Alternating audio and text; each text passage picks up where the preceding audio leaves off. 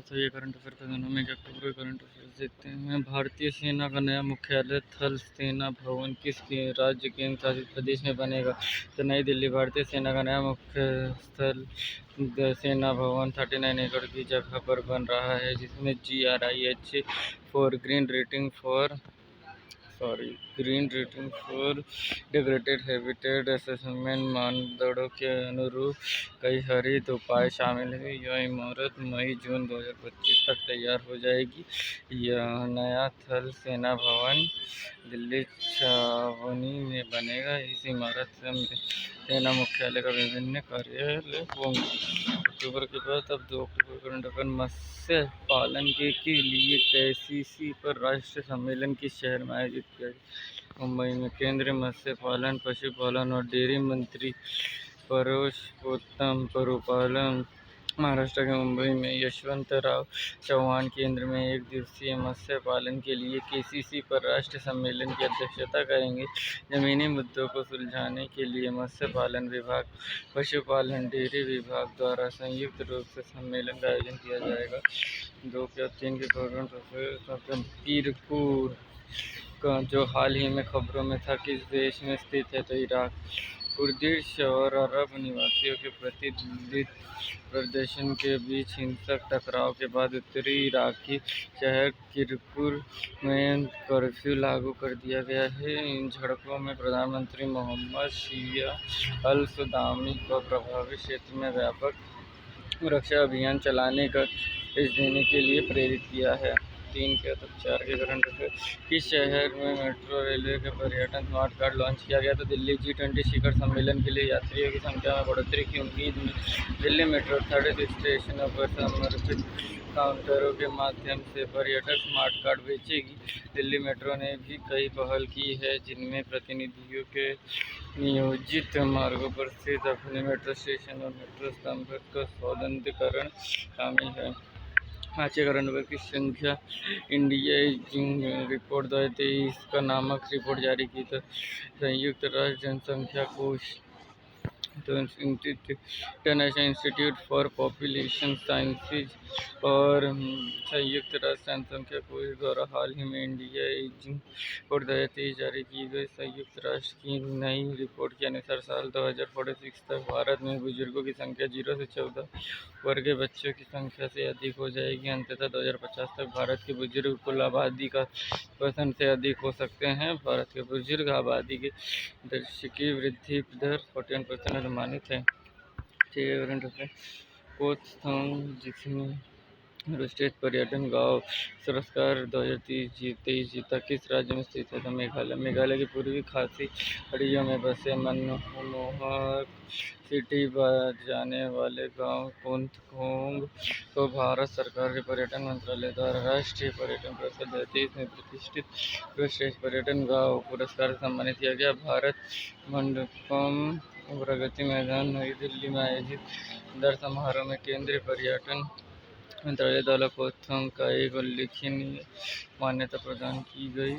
Meghalaya homestay योजना लागू करता है। इसमें प्रति होमस्टे 7 लाख रुपए की सब्सिडी प्रदान की जाती है। इसमें पिछले वर्ष लगभग 300 होमस्टे स्वीकृत किए गए, जिसका लक्ष्य अगले 5 वर्षों में 2000 अन्य होमस्टे बनाना है। 6 के बाद 7 के करंट अफेयर। 2023 में वार्षिक IAEA कॉन्फ्रेंस की मेजबानी किस देश ने की? तो ऑस्ट्रिया ने। हाल ही में वार्षिक IAEA जनरल कॉन्फ्रेंस वियना आयोजित किया गया। यह कार्यक्रम में भारत ने नेट जीरो लक्ष्य हासिल करने के लिए परमाणु ऊर्जा के माध्यम से 22 गीगावाट बिजली पैदा करने की अपनी योजना की घोषणा की। के साथ ही परमाणु ऊर्जा आयोग के अध्यक्ष अजित कुमार मोहंती IAEA महानिदेशक के साथ एक बैठक के दौरान परमाणु ऊर्जा उत्पादन बढ़ाने की भारत की महत्वाकांक्षी योजनाओं को साझा किया।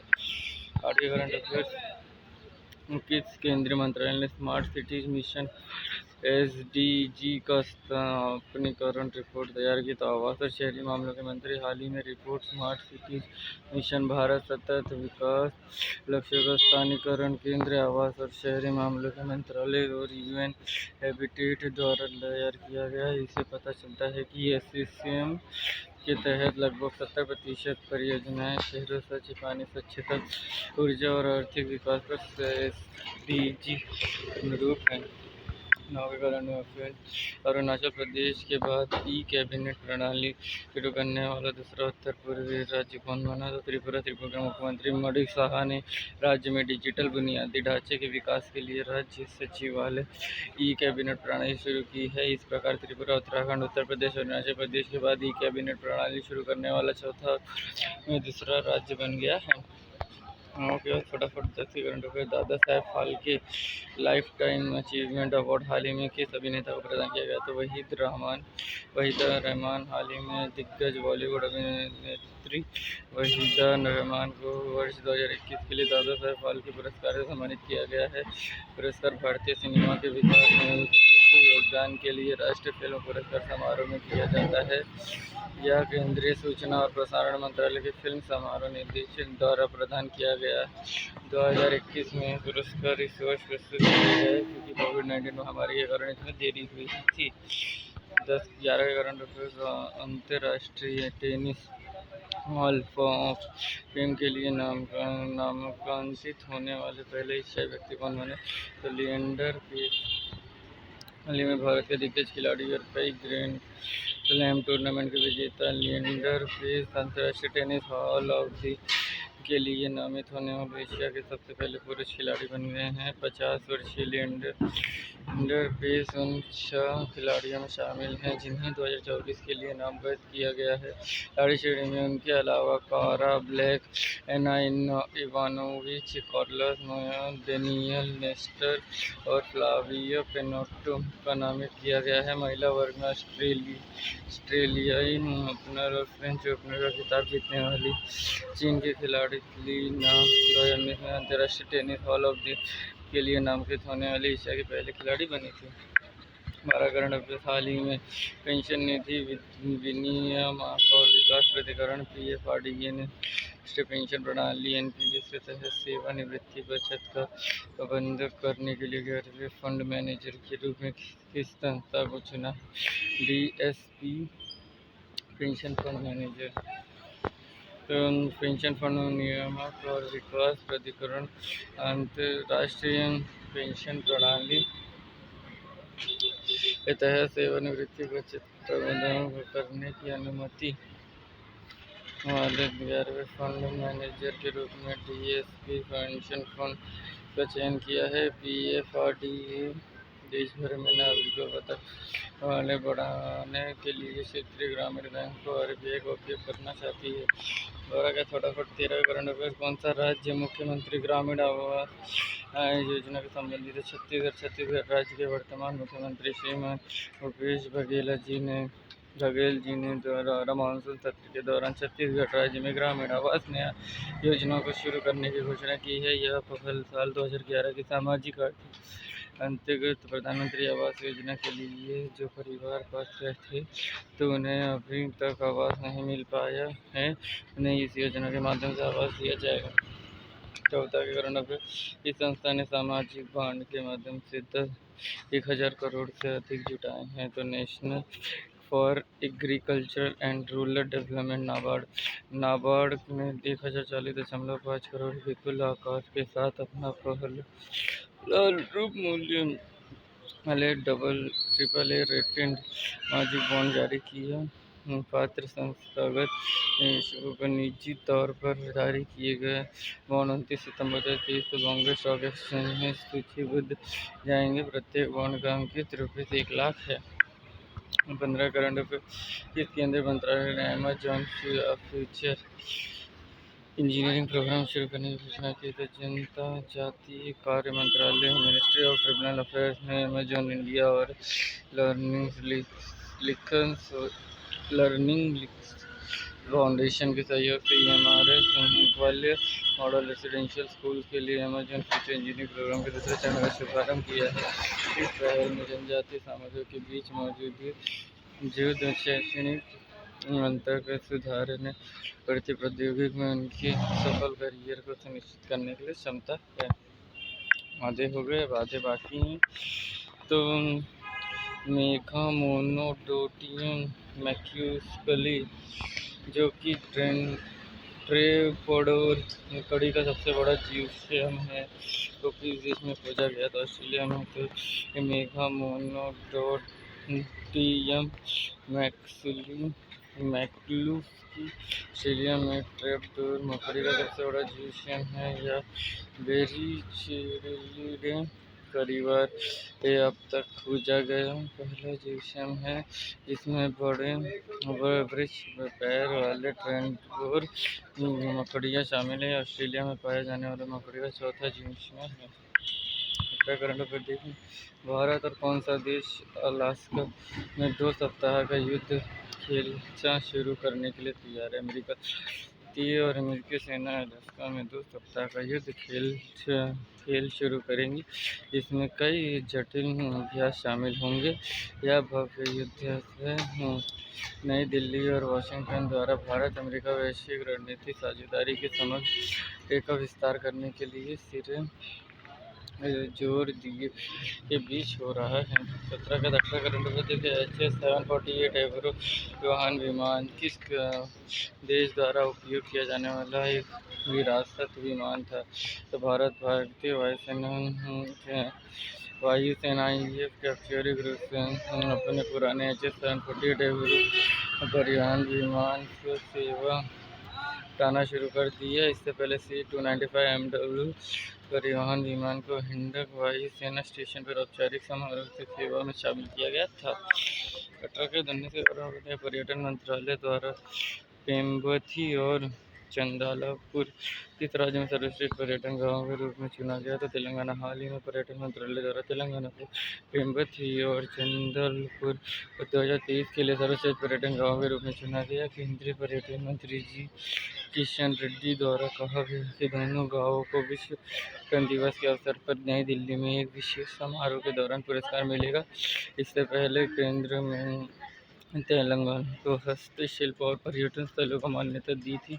2 साल पहले भूदान पोचपल्ली को पर्यटन गाँव के रूप में मान्यता दी थी। चर्चा में रही स्वती नायक कौन सा पुरस्कार जीता था?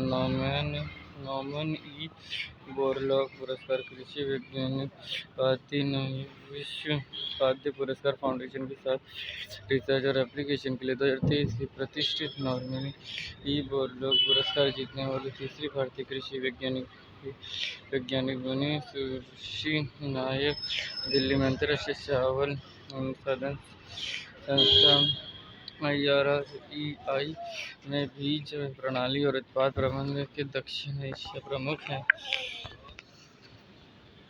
देखते हैं 20 के बाद कहाँ गए।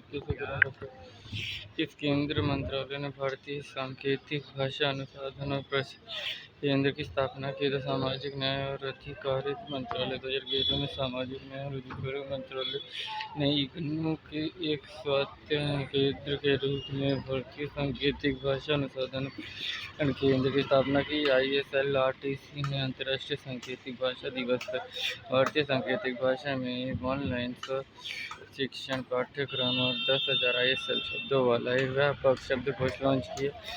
ISL में वित्तीय शब्दों के लिए 260 लॉन्च करके एक पहल शुरू की गई। तो अब 21 के 22 के करंट अफेयर देखना। हाल ही में के आंकड़ों के अनुसार खुले में शौच मुक्त प्लस घोषित गाँव का प्रतिशत कितना है? तो 75%। भारत स्वच्छ भारत मिशन ग्रामीण के तहत अपने 75% गाँवों को अब खुले में शौच मुक्त ODF प्लस घोषित करने का महत्वपूर्ण स्वच्छता मील के पत्थर पर पहुंच गया है। 4.4 लाख से अधिक गाँवों को ODF प्लस घोषित करना 2025 तक स्वच्छ भारत मिशन ग्रामीण के दूसरे चरण पत्थर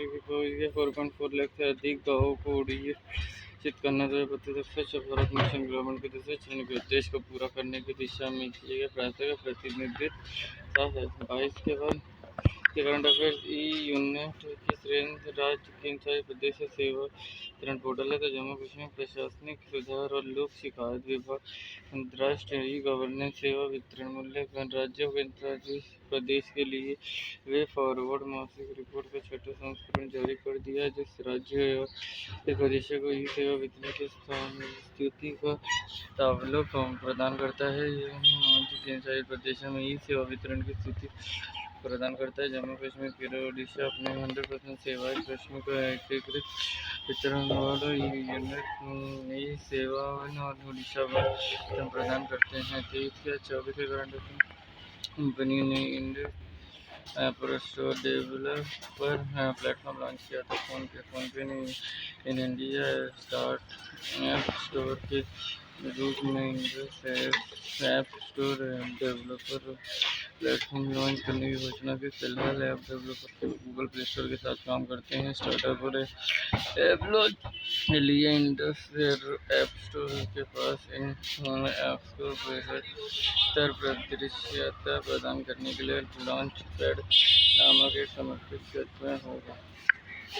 24 से 25 भारतीय सेना ने हाल ही में किन देशों के नौसेनाओं के साथ अपना पहला त्रिपक्षीय आयोजित किया है? तो इंडोनेशिया, ऑस्ट्रेलिया।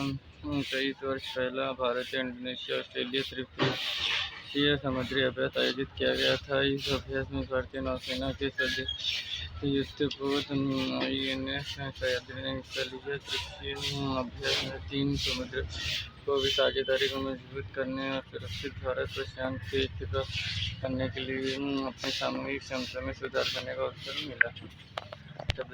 राजधानी को पराली जलाने को प्रबंधन के लिए अपना कार्य योजना शुरू की। तो हरियाणा ने वायु गुणवत्ता प्रबंधन को धान की पराली जलाने के प्रबंधन राज्य कार्य योजना प्रस्तुत की। योजना में लक्ष्य इस वर्ष धान की पराली जलाने के लिए घटनाओं को काफ़ी हद तक कम करना और संभावित रूप से खत्म करना है। इसे हासिल करने के लिए राज्य ने चालू कटाई के मौसम में 5 लाख एकड़ भूमि के बायो डिकम्पोजर योजना को लागू करने की योजना बनाई।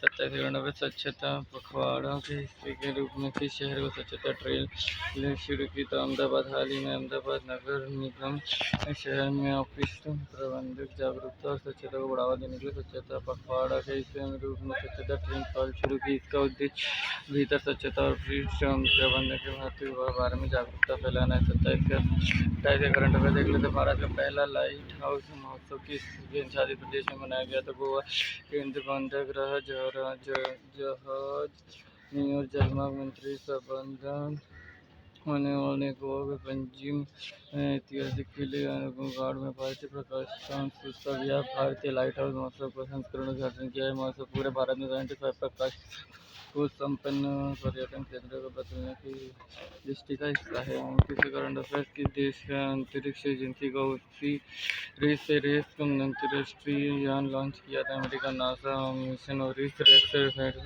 स्पेसक्राफ्ट ने श्रद्धा ग्रह सफलतापूर्वक धूल के नमूने वितरित किए और पृथ्वी पर अपना वापसी के लिए तैयार हैं। इसे नासा के 2016 में लॉन्च किया गया था। पृथ्वी पर जीवन की उत्पत्ति की जांच करेंगे, श्रद्धा ग्रह नमूने का विश्लेषण करेंगे और जिसे अब OSIRIS-REx और उसी से पूरा नाम दिया गया। 2029 में ग्रह के पृथ्वी के करीब आने का कोशिश का अध्ययन करेगा। Current affair food 2023 global TB report के अनुसार 2022 में दुनिया भर में टीबी के सबसे अधिक मामले किस देश में? तो भारत में। WHO के अनुसार 2023 में जारी की गई वैश्विक टीबी रिपोर्ट के पता चला है 2022 में दुनिया में टीबी के सबसे अधिक मामले पाए गए, जो वैश्विक औसत 27% है। मोड के अनुसार भारत में 2022 में 2.8 मिलियन 28 लाख टीबी के मामले दर्ज किए गए।